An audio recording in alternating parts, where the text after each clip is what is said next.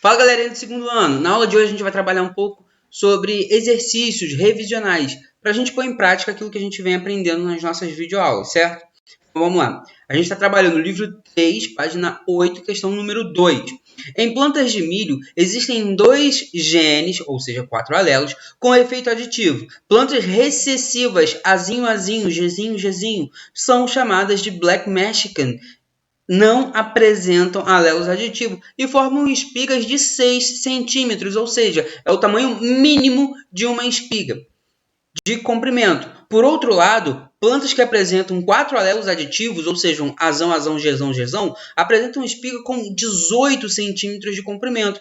Assim, cada alelo aditivo contribui com 3 centímetros adicionais de comprimento a partir do fenótipo residual. O fenótipo residual, moçada, é o cara todo recessivo, certo?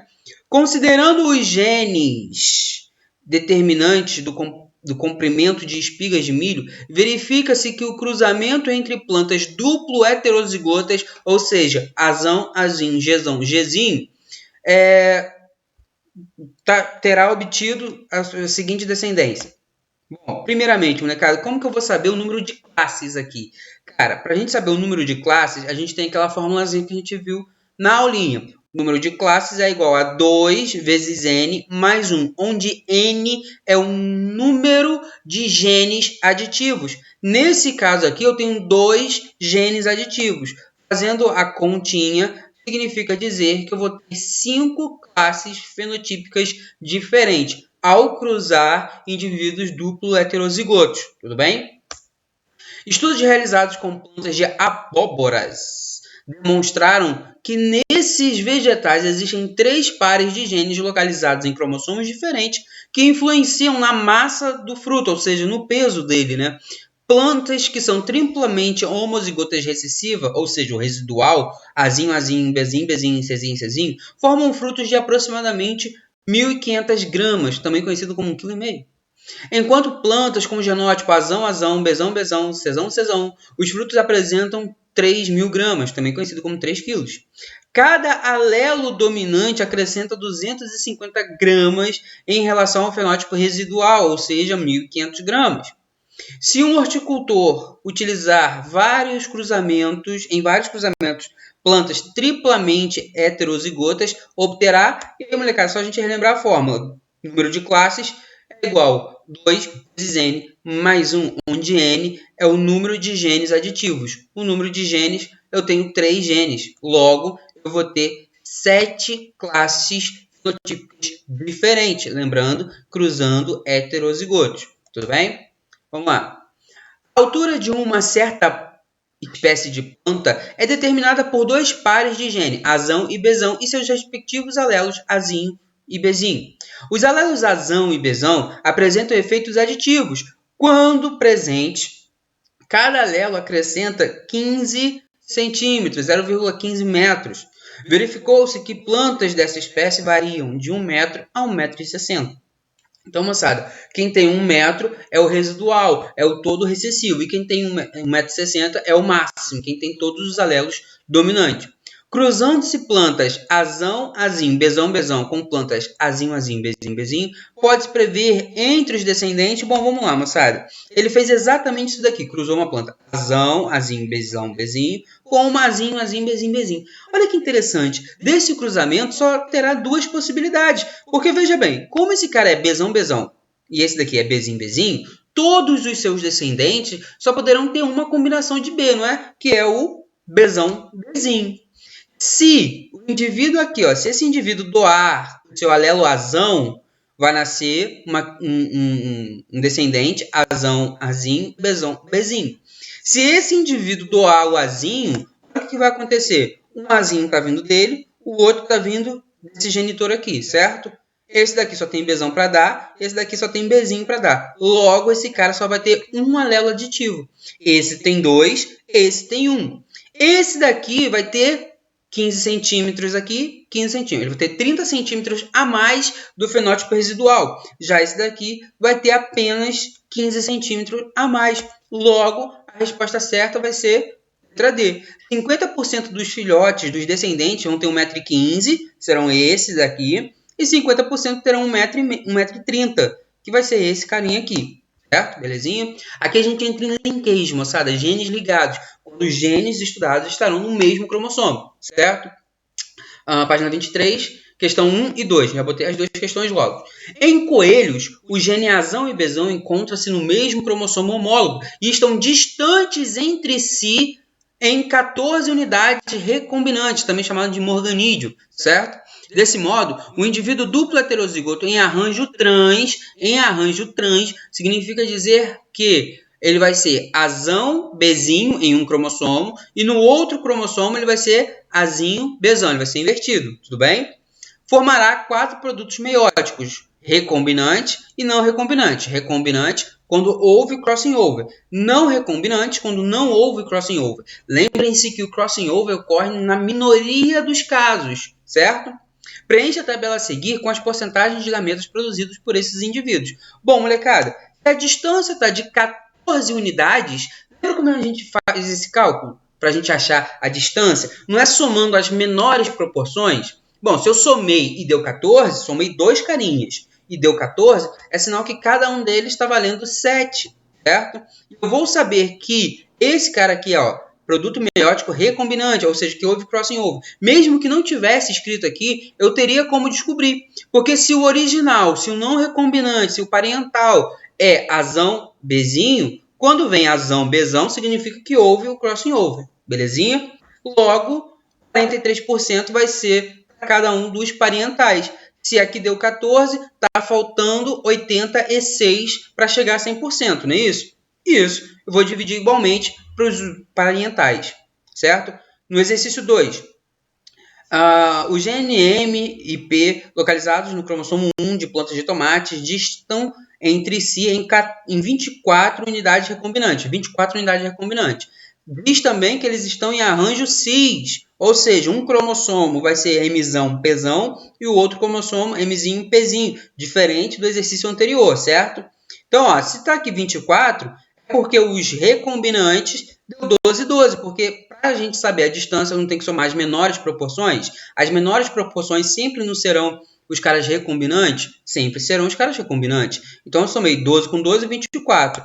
Vai faltar apenas 38 para cada um dos carinhas que não são recombinantes, também chamados de parentais, certo? Aqui também é a mesma coisa. Analisando-se 2 pares de genes ligados, fatorial, ou seja, linkage, representados pelo híbrido Bzão, Rzão, Bzinho, Rzinho, aqui ele está em arranjo cis, beleza?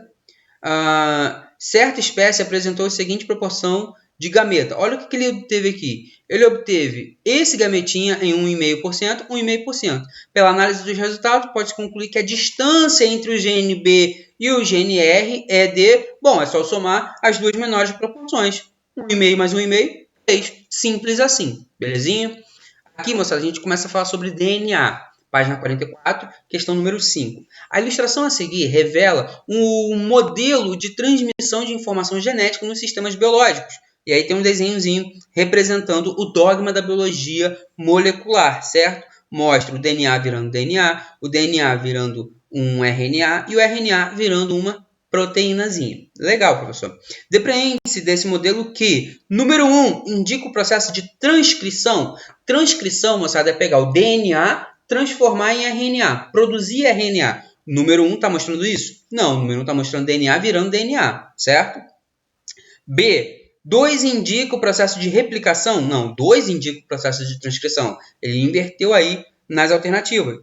Letra C, 3 indica o processo de autoduplicação? Não, 3 está indicando, moçada, a transcriptase reversa, né? Algo que os retrovírus fazem. D, 4 indica uma ligação fosfodiéster. Bom, 4 está mostrando a ligação entre 2 aminoácidos. Ligação entre 2 aminoácidos não é fosfodiéster, é ligação peptídica. E a resposta certa, letrinha E, o 5, indica o processo de tradução, onde eu pego o RNA e transformo em vários tipos de proteínas. Isso é tradução. Na 45, exercício 5. Em 1993, Carey Moulds, Um geneticista a serviço da Cetus, uma empresa de biotecnologia da Califórnia, recebeu o Prêmio Nobel de Química pelo desenvolvimento de um método que permite sintetizar em poucas horas in vitro uma grande quantidade de um determinado fragmento de DNA. Essa técnica faz parte integrante da moderna biotecnologia molecular. É o famoso PCR, tá, molecada? Tendo trazido um enorme progresso para várias áreas, como diagnóstico de doenças e medicina forense. Com base em seus conhecimentos sobre a molécula de DNA e sua duplicação, assinale a alternativa correta. Letra A. O processo de duplicação é conhecido como semiconservativo? Sim, é semiconservativo, pois a molécula de DNA mãe serve de modelo, até aqui está ok, origina uma molécula de DNA? Não, molecada, ela vai originar duas moléculas de DNA novas, com duas novas fitas de cadeia nucleotídica? Não, é uma fita velha, uma fita nova, beleza? Modelo semi-conservativo indica isso. Uma fita sempre vai ser do DNA mãe e a fita nova de um novo DNA acabado de sintetizar pela DNA polimerase. A resposta certa vai ser letra B. As cadeias do DNA são separadas do rompimento de pontes de hidrogênio que fazem ligação entre as bases num processo catalisado por enzima. Que enzima é essa? A helicase. Lembra que no início do processo a helicase passa no meio da fita, rompendo as pontes de hidrogênio que prende A, T, C e G. Lembrem-se, entre A e T tem uma ponte dupla, entre C e G uma ponte tripla. Então a helicase ela passa ali rompendo essas pontezinhas de hidrogênio. Página 57, exercício 3 e 5. Em um trabalho teórico, prático e hipotético, realizado em um laboratório de biologia, alunos do ensino médio dispõem-se de ribossomos de gato. Olha essa salada, hein? Ribossomo de gato, RNA-M, ou seja, mensageiro de cachorro, transportador de girafa e nucleotídeos de baratas, guardado dentro da célula de um coelho. Os alunos são convidados a fabricar proteínas com esse material. Se tudo ocorrer conforme previsto em suas instruções, ao final da atividade prática, espera-se que sejam produzidas proteínas de... Molecada, é simples. Quem é que tem a informação para produzir a proteína? É o RNA mensageiro. Quem é o RNA mensageiro foi de quem? Foi do cachorro. Então a proteína produzida vai ser do cachorro. Apesar de estar lá dentro do coelho, a proteína vai ser do cachorro, certo? Aqui agora, exercício 1. Molecada, eu acabei cometendo um erro aqui, não é exercício 5 não, tá? É exercício 1, beleza? O rosinho. A figura a seguir representa de forma esquemática o processo de clonagem de genes de Mycobacterium tuberculosis, bactéria causadora da tuberculose, em um plasmídio de bactéria para fins terapêuticos. Então eu peguei o DNA da Mycobacterium tuberculosis, tirei um pedaço, implementei no plasmídio, que é o vetorzinho aqui, e adicionei na Escherichia coli, que é uma bactériazinha muito utilizada na ciência, tá, molecada? Porque ela se reproduz rápido. E aí, obtive uma vacina. Tá. Com relação aos processos de clonagem gênica esquematizado, os números 1, 2, 3 e 4 representam, respectivamente, bom, o 1, molecada, vai ser o DNA exógeno. O que é o DNA exógeno? O DNA de uma espécie diferente, que não é da minha espécie, da espécie onde eu vou introduzir o gene, certo? O 2 é o vetor, também chamado de plasmídio. O 3 já vai ser o DNA recombinante, já fiz a recombinação aqui, ó, o pedacinho aqui novo. E o 4 vai ser o organismo transgênico, afinal de contas, a Escherichia coli vai passar a produzir uma informação, uma proteína, sei lá, uma proteína, sei lá, alguma função que não é da Escherichia coli, da Mycobacterium tuberculosis, tá? Então, resposta certa, letra C. Isso daqui, moçada, teste de DNA, saber interpretar o teste de DNA é vital para o Enem. O Enem todo ano bota lá uma questão envolvendo isso. Quando não é o Enem, é o UERJ. Os dois adoram trabalhar com o teste de DNA, certo? Então diz o seguinte: uma loja de animais mantinha para a venda 4 exemplares de araruna, arara azul e amarela, e alegava aos fiscais que os exemplares haviam nascido em cativeiro. a partir de um casal mantido em um criatório autorizado pelo IBAMA. Contudo, os fiscais do IBAMA suspeitaram se esses exemplares teriam nascido em cativeiro ou teriam sido capturados na natureza. Para esclarecer a questão, colheu-se uma amostra de sangue de cada um dos animais e fez-se um teste de determinação de paternidade pelo método DNA fingerprint ou impressão digital de DNA. O DNA extraído das células por esse processo químico fragmentado com enzimas específicas colocado sobre um gel suporte e submetido à corrente elétrica. Fragmentos menores migram mais rapidamente em direção a um dos polos da corrente. A migração diferencial dos fragmentos formam bandas, faixas de DNA no gel, que podem ser visualizados por um tratamento específico, coloração, raio-x, por exemplo. O padrão de bandas é exclusivo de cada indivíduo. Beleza. Aí ele pegou aqui e fez lá o exemplar 1, 2, 3 e 4 e o suposto casal que seria pais desses 4 indivíduos aqui. Belezinha? E aí vem a pergunta. Os resultados obtidos indicam que podem ser filhos do casal mantido pelo criador. Bom, vamos lá. Esse indivíduo número 1, será que ele é? Vamos analisar aqui, ó. Cara, olha esse padrão de bando. Nem o pai, nem a mãe tem. Esse daqui, nem pai, nem mãe tem. E esse daqui, também não. Então, com certeza, esse exemplar número 1 não é filho do casal. O exemplar número 4, olha que interessante. Ele apresenta, esse indivíduo número 4 apresenta esse padrãozinho de banda que pai e mãe não apresentam. A pai e mãe apresentam esse mesmo padrãozinho de banda aqui, cujo ele não apresenta. Então, com certeza, esse número 4 também não é filho do casal. Então, a resposta certa é letra E. Os indivíduos 2 e 3 serão filhos do casal. Já os indivíduos 1 e 4 não são filhos do casal. Provavelmente foram apreendidos aí através de tráfico de animais silvestres e vão pegar aí uns 4 aninhos de cadeia para largar de ser bobo, né? Esse daqui também é a mesma coisa. Fala-se sobre um bebê que foi encontrado após o tsunami. E aí 5 casais falaram que eram pais do bebê. É meio estranho, né? O pai e a mãe não reconheceram o próprio filho, mas eles estavam alegando. E aí a justiça foi lá e falou assim, beleza, então vamos fazer um teste de DNA. E o resultado foi esse daqui. Eu tenho o DNA do bebê e o DNA dos 5 possíveis pais. Quando a gente faz a análise, a gente nota que o único casal compatível com esse bebê é o casal letra C, certo? Bom, espero que vocês tenham curtido a aulinha de hoje. Na nossa próxima aula, a gente vai fazer uma revisãozinha sobre plantas, muito importante, para a gente dar continuidade aí aos nossos estudos. Belezinha, molecada? Beijão, abraço, saudade.